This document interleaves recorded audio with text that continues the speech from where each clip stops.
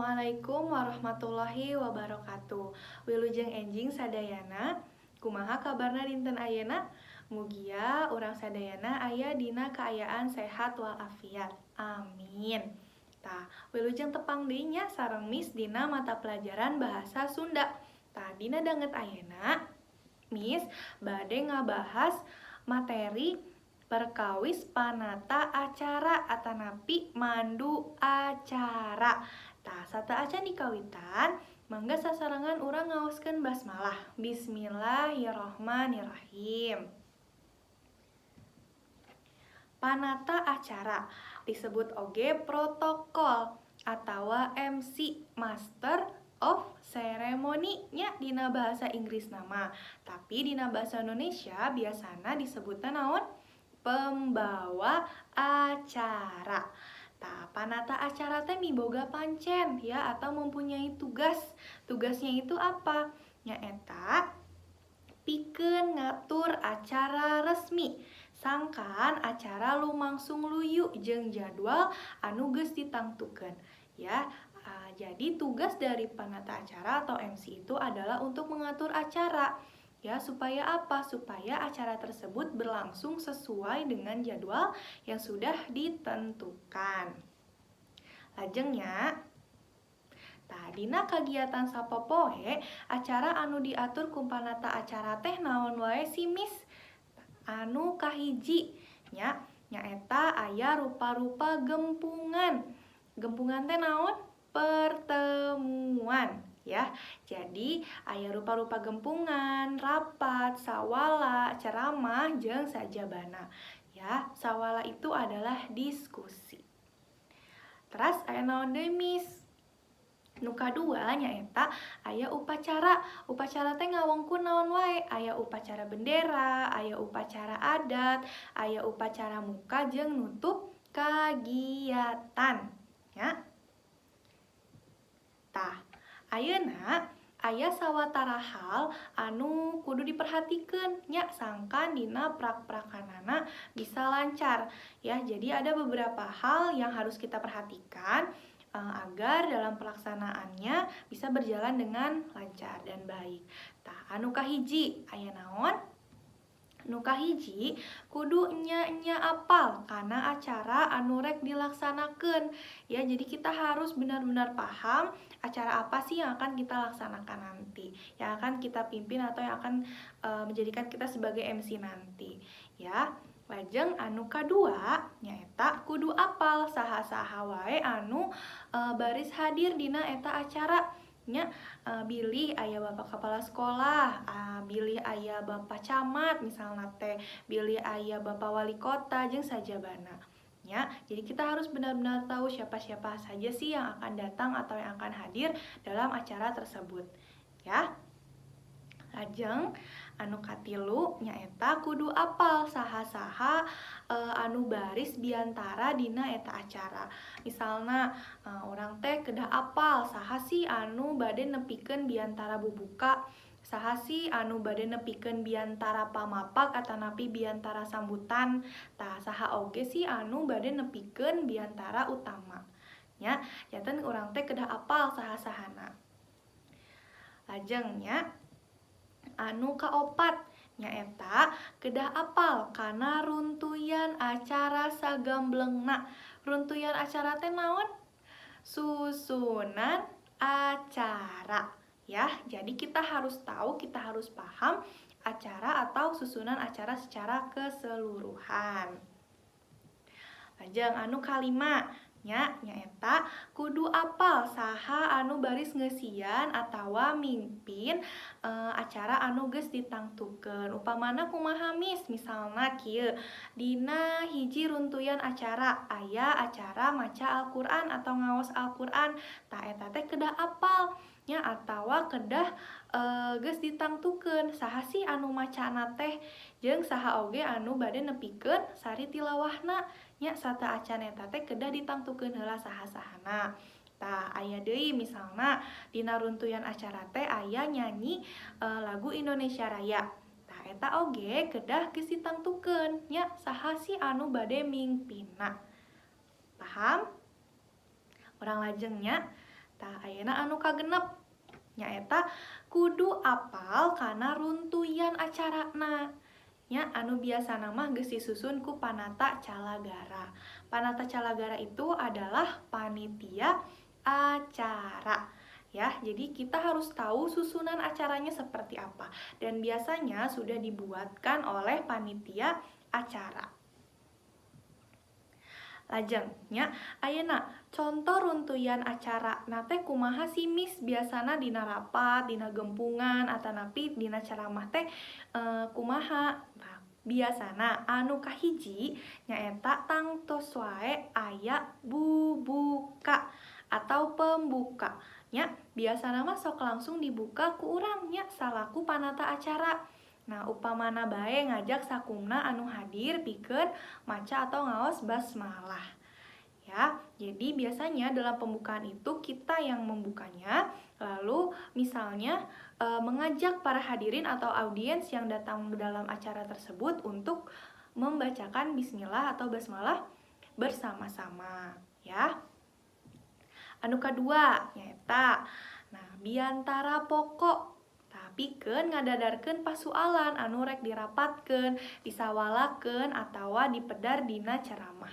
Ya, biantara itu adalah pidato. Ya, pidato utama untuk apa sih, Miss? Nah, untuk menjelaskan nih persoalan apa yang akan kita rapatkan nanti di acara nanti atau yang akan kita diskusikan atau yang akan kita bahas dalam suatu acara itu.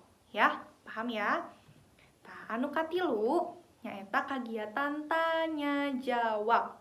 Kagiatan tanya jawab teh biasana mah sok diwatesan nya biasana sok diwatesan ku misalna mung tiasa aya dua pananya. Tah eta teh fungsina naon? Nah, fungsina sangkan si acarana teh lumangsung luyu nya sareng naon? Sareng jadwal anu geus ditangtukeun. Tah eta teh mangrupa pancen tina pembawa acara atanapi panata acara. Lajengnya tah anu kaopat nyaeta ngasongkeun rumusan hasil rapat sawala atawa kacindekan ceramah. Jadi kita memberikan rumusan hasil atau rangkuman hasil rapat tadi ya, hasil diskusi tadi atau juga kesimpulan ceramah atau acara yang tadi sudah dilaksanakan. Lajeng anu kalima tangtos wae aya panutupna nya. Panutupna biasana oge sok langsung ku MC atanapi panata acara. Tah, ayeuna dina acara sejen seperti acara paturai tineng atau pentas seni, nah, biasana sok diwuwuhan ku pamapak atau ku biantara sambutan nya anu dilaksanakeun samemeh biantara utama. Biasanya dalam acara-acara lain seperti perpisahan ya atau juga pentas seni itu biasanya suka dibarengi atau ada biantara atau pidato sambutan yang dilakukan sebelum biantara utama.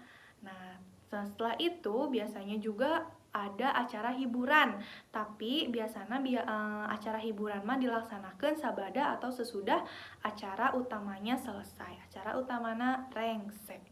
Ya.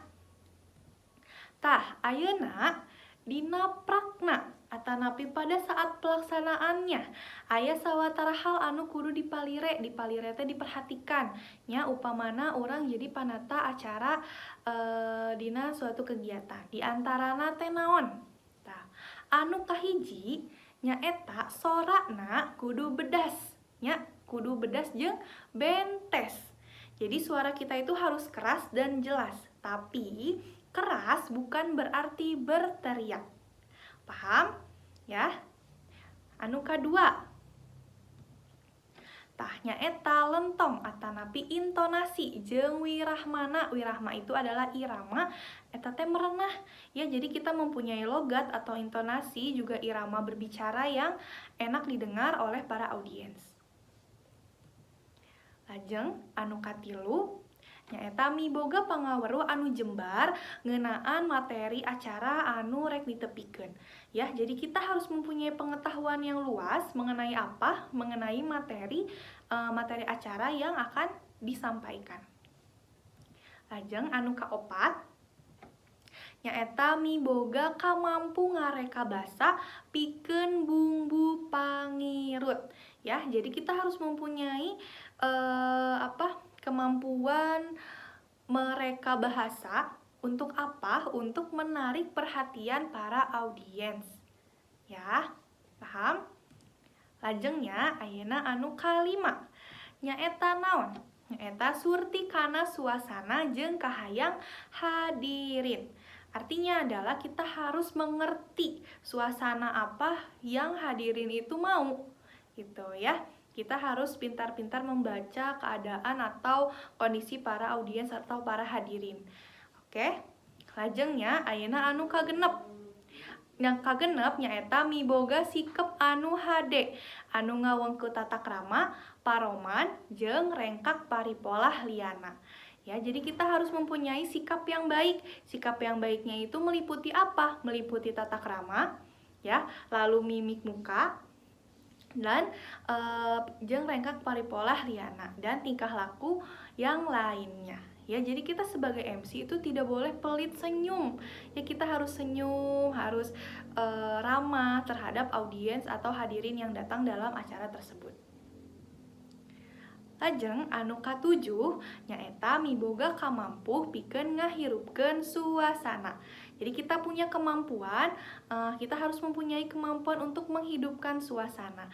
Nya, misalna dina hiji kagiatan teh katingal yeuh isi audiens sareng para hadirin anu datang teh katingalna teh bosen nya. Tah eta teh kumaha? Tah misalna urang teh tiasa wae ngayakeun ice breaking atanapi yel-yel. Oke, pahamnya? Lajeng tah ayeuna Miss gaduh contoh kumaha sih Miss contoh MC teh? Tah kumaha janten MC anu HD teh? Tah Miss ayeuna aya contoh video, mangga regepkeun ditonton nya, perhatoskeun kumaha-kumahana tina gesturna atanapi tina paromana nya. Mangga wilujeng nyakseni.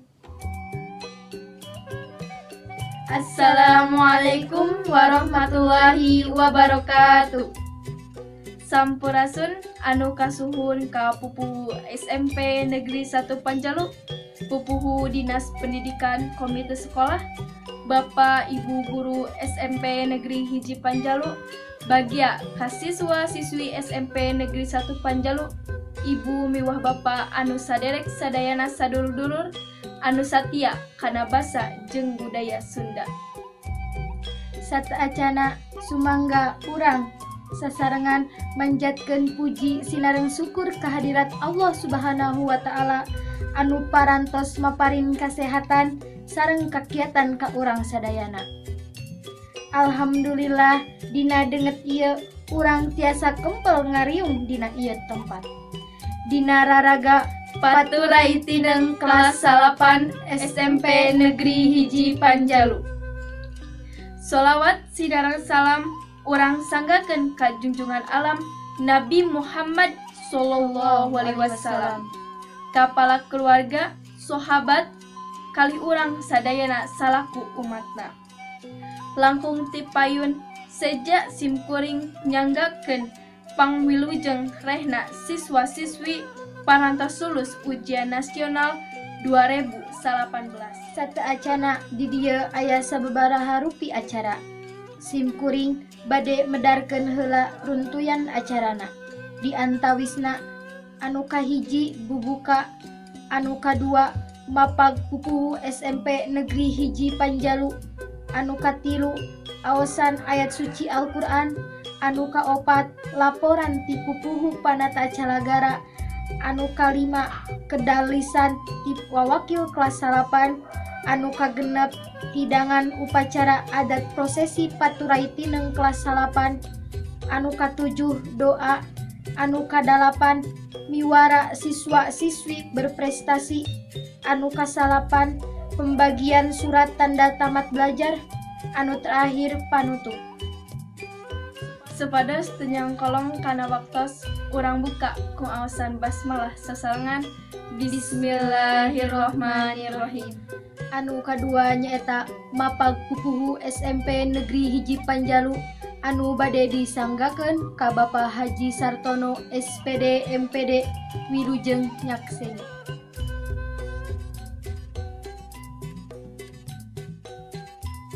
Hatur nuhun ka Bapak Haji Sartono SPD MPD anu parantos masihan waktos kana ieu acara.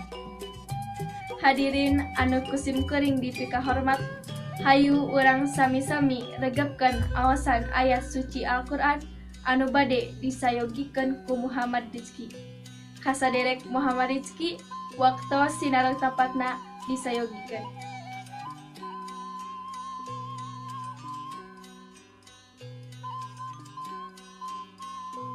Hatur nuhun kasaderek Muhammad Rizki anu atos ngaoskeun ayat suci Al-Qur'an. Acara anu salajengna nyaeta laporan ti pupuhu Panata Calagara anu bade dibacakeun ku Bapak Jajat Dinata. Waktu sinareng tempatna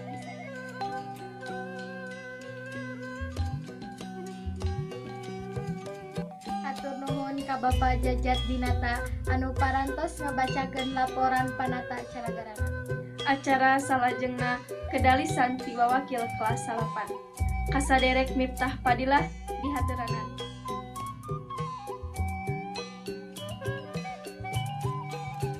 Hatur nuhun kasaderek Miftah Padilah anu atos masihan kedalisan ti wawakil kelas 8. Nincak acara anu kagendep nyaeta hidangan upacara adat prosesi paturai tineng kelas 8.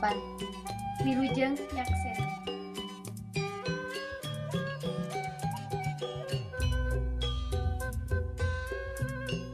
Hatur nuhun kasaderek anu parantos ngahidangkeun upacara adat.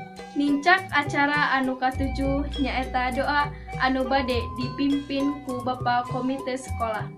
Anu kusim kuring dipika hormat dihaturanan.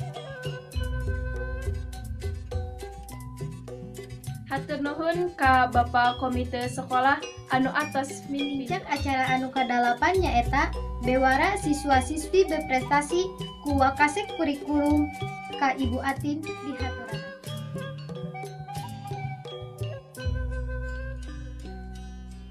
Hatur nuhun ka Ibu Atin anu parantos masihan bewara ka siswa-siswi anu berprestasi sareng simkuring nyanggakeun wilujeng rehna ka siswa-siswi anu berprestasi. Nincak acara anu kasalapan hayu urang nyakseni kelas 8 dibagi surat tanda tamat belajar.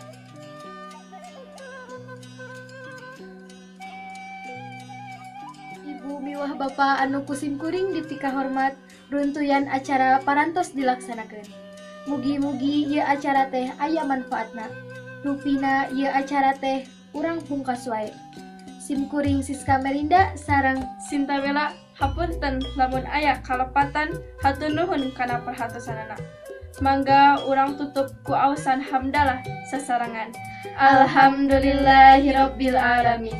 Wassalamualaikum warahmatullahi wabarakatuh. Tah, eta teh contoh video janten MC nya upamana bae hidup kapapancenan janten pembawa acara atanapi panata acara. Tah, tiasa ditinggalnya tina paromana, terus senyum, dia tidak judes ya, terus juga dari gesturnya tidak berlebihan. Nah, seperti itu ya. Mung eta wae anu tiasa Miss dugikeun nya perkawis materi panata acara. Bilih aya kakirangan tiasa ditinggal dina buku paketna. Bilih aya patarosan oge tiasa ditaroskeun Kamis langsungnya dina Japri mangga atanapi dina Google Classroom oge mangga. Sakitu wae anu tiasa kapihatur, hatur nuhun kana perhatosanana. Amit mundur amit mungkur. Wassalamualaikum warahmatullahi wabarakatuh.